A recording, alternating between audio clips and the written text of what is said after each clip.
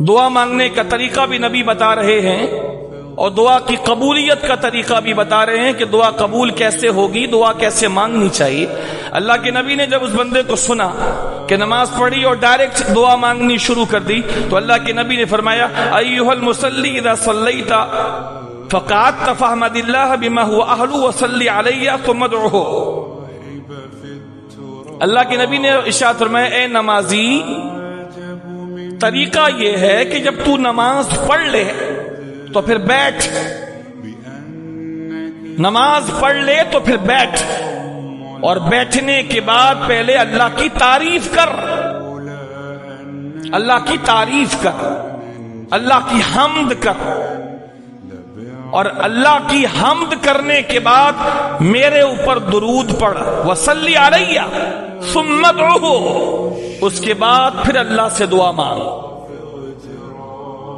جب تجھے دعا مانگنی ہو تو اطمینان سے بیٹھ، اس کے بعد تو اللہ کی تعریف کر جیسی تعریف کا وہ حقدار ہے، اس کے بعد میرے اوپر درود پڑھ، اور درود پڑھنے کے بعد پھر جو تو نے دعا مانگنی ہے وہ دعا مانگ۔ فرماتے ہیں کہ پھر ایک دوسرا بندہ آیا اور اس نے آ کر کے نماز پڑھی، اور نماز پڑھنے کے بعد فحمد اللہ، اس نے اللہ کی تعریف کی، وصلی علی النبی صلی اللہ علیہ وسلم، اور اللہ کی تعریف کرنے کے بعد اللہ کے نبی پر اس نے درود پڑھا۔ تو جب یہ اس نے کیا، اللہ کے نبی نے اس بندے کو سنا، فقال له النبی علیہ السلام، تو نبی علیہ السلام نے اس دوسرے بندے سے ارشاد فرمایا ایھا المصلی ادعو تجب، اے نمازی تو مانگ، تو مانگ، اللہ سے مانگ، اب تو جو مانگے گا تو اللہ تعالیٰ تجھے عطا فرمائے گا۔ ادعو تجب، تو مانگ، اس لیے کہ تو طریقے سے آیا،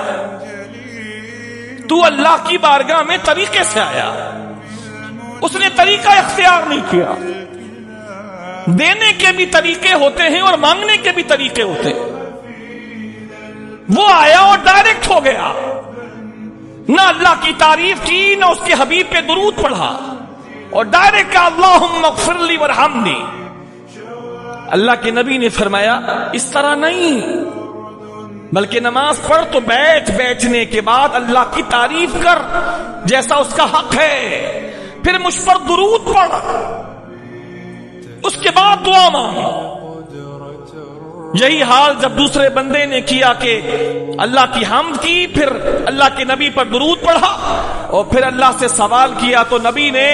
اس کو بشارت دی یا ایھا المصلی ادعو تجب، اے نمازی تو مانگ، تجھے اللہ عطا فرمائے گا، تو اللہ سے سوال کر، اللہ تجھے عطا فرمائے گا۔